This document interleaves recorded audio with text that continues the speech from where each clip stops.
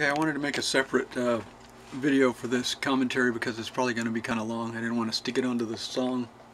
Some of this stuff is stuff that I've researched to make sure I got the details as close to accurate as I can get them. Some of it is just my own memories. They're probably going to be all mixed together. Now, this song, the song I'm referring to is Kansas City Star by Roger Miller, which I just covered. It should be the previous video on my channel.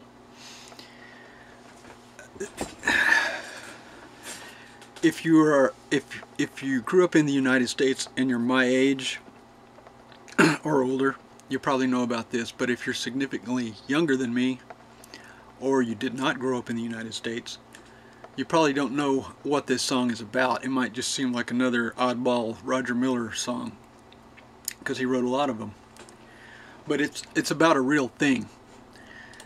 Now, I'm not absolutely sure of this, but I think this started out at a TV station in New York City, where they wanted to fill some time. I don't remember if the show I watched was half an hour or a full hour. But anyway, they wanted to fill some time in the afternoons after school. So this was supposed to be a kids show for kids to come home from school and watch this so they could advertise to them, of course. You know, they wanted to fill some time, get some kids' eyes on the TV. Let's be honest about it. So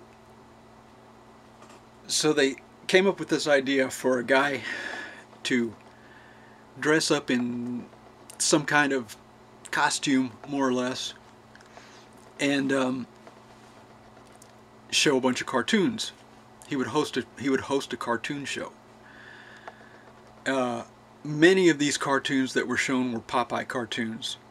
I think this was because King Features Syndicate, who owned Popeye back in the 50s and 60s, they had over 200 Popeye cartoons made specifically for television syndication. And so there was lots of Popeye cartoons that they could get cheap.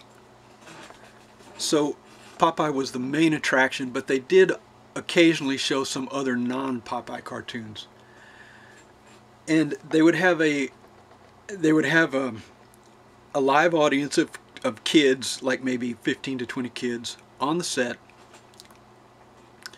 and the host would make jokes, talk to the kids, and show these cartoons. Now, it was successful. So many other TV stations across the United States, in cities that were big enough to have their own TV stations, started copying them, and it spread all across the country. By the time I was watching it, it was in the late 60s already, several years after this had already begun. And I was living in a town called Floresville back then. Floresville. And so that meant I watched the TV stations out of San Antonio.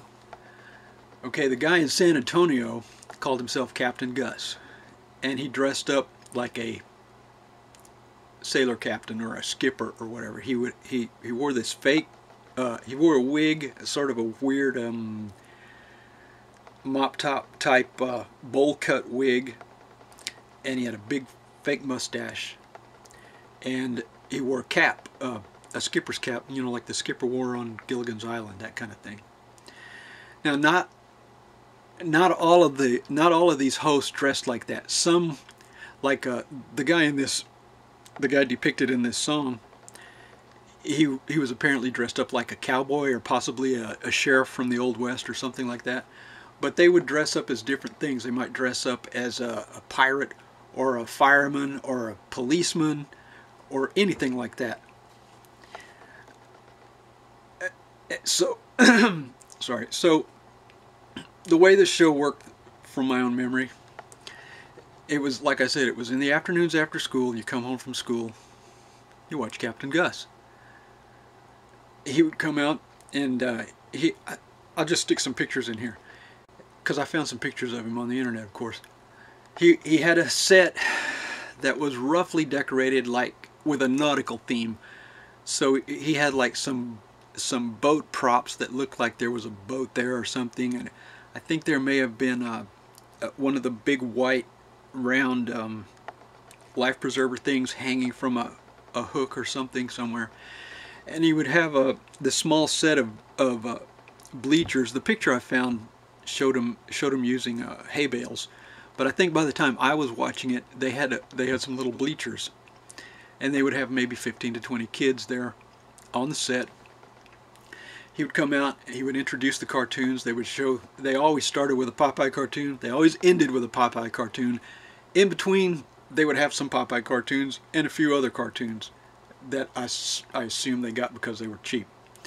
So he would introduce the cartoons, and then he would go and talk to the kids. Not all of them, but he would pick out a few of them to talk to, and he would ask them their names. He would go up into the little stands where they were sitting with his microphone, ask them their names and where they were from, because they came from all over the surrounding area, because you could pick up the San Antonio stations pretty far out. You know, probably like as far as Victoria, maybe. I don't know how far they went. Pretty far though. And I'm not exactly sure how you got on the show. I think you just, there were certain places where you could just fill out a card and send it in, and they would pick your name and mail you, probably mail you back, not call you, and definitely didn't email you. They would mail you back and say, you can be on the show on this date. You just have to get here. Well, so he would go talk to the kids, and I remember one time there was I knew two kids who got on the show. They were a brother and sister, and he actually spoke with them. I think they probably fixed it where he would know which kids were from out of town, and he would go to those first. He talked to the girl. She was well spoken and polite, and she said her name and where she was from and everything. He went to talk to her brother. Her brother was obviously uneasy and not enjoying himself. And when Captain Gus asked him what his name was, he goes, "I wouldn't touch you with a 10-foot pole." It was hilarious. Anyway, so there was also a time where he would answer questions, because you could write letters to him and ask him a question, and he would answer these questions. They were like educational stuff, that kind of thing. One time I asked my grandmother, I was like 4 or 5 years old, I asked her why I had to use soap when I washed my hands. I don't remember if she gave me any answer, but she wrote a letter to Captain Gus. And so there I was watching the show one day. Oh, and he called all the kids mateys, or little mateys, because he used a lot of so-called nautical lingo, you know, that kind of thing, because he was supposed to be a ship captain or whatever. So he says, "A little matey named Alan Dale out in Floresville wants to know why we have to use soap when we wash our hands." And I don't even remember what his answer was. All I knew was, "Captain Gus said my name on television. I'm famous." And I was, because like the next day a bunch of kids in kindergarten goes, I saw Captain Gus say your name." It was pretty funny. So, and Captain Gus, he had this huge amount of popularity and fame, but only in this little market. And that's how all these guys were. They were all super famous, and the kids everywhere loved them. But nobody knew about them anywhere outside of their local market. It was like a spotlight, of fame on this one guy, and there was no light shining off to the sides anywhere else. It was just, and Captain Gus was so loved that I remember he died in the late '80s, and it was on all the news programs that night. It was in the newspaper and everything, because he had been such a well-loved character and all he did was introduce the cartoons on this show, talk to some kids, answer some questions, and like this song says, he would go out and do these public appearances, like in the parking lot of or whatever, like the song says, and he might like cut the ribbon on the grand opening of some new business, and you know, that kind of thing. That kind of thing. And so that's what this song is about. It's about somebody who is super famous in his local market, but and even though he was offered a better job with more pay somewhere else, in order to do that, he would have to give up his position as the host of this local cartoon show. And he didn't want to give that up because that was more important to him than making more money somewhere else. and this was a thing, like I said, it was all across the United States. All these cities had these different characters. They weren't connected in any way, as far as I know. I don't even think they were all on the same network, because different networks just copied it. I think it started on an ABC channel. I'm not sure, but I think so.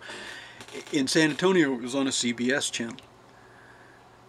And it was kind of it was just this strange, I guess you could call it a television tradition that started in the late 50s, as far as I know.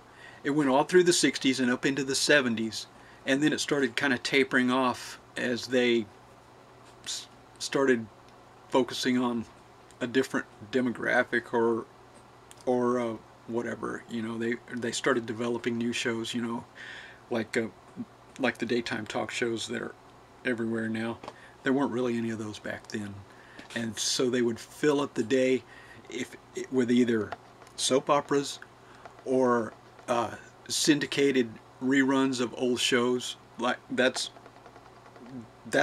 how I first saw many shows like Bewitched, The Munsters, The Addams Family. Oh, Little Rascals. They show Little Rascals all during the day. Just anything to fill the time, mostly in the afternoon. Oh, and Gilligan's Island, of course, and right after school. And I know by the early 80s, like late 70s, early 80s, I don't think Captain Gus was on anymore, because I had about an hour and a half to kill after school. After I got out of school, before my dad picked me up from my grandmother's house, and he wasn't on anymore by that time. So he may have retired. They may have canceled the show. I'm not sure. Anyway, that's what this song is about. It's about a local afternoon kids cartoon show host, which was a real thing and is not anymore. Thank you.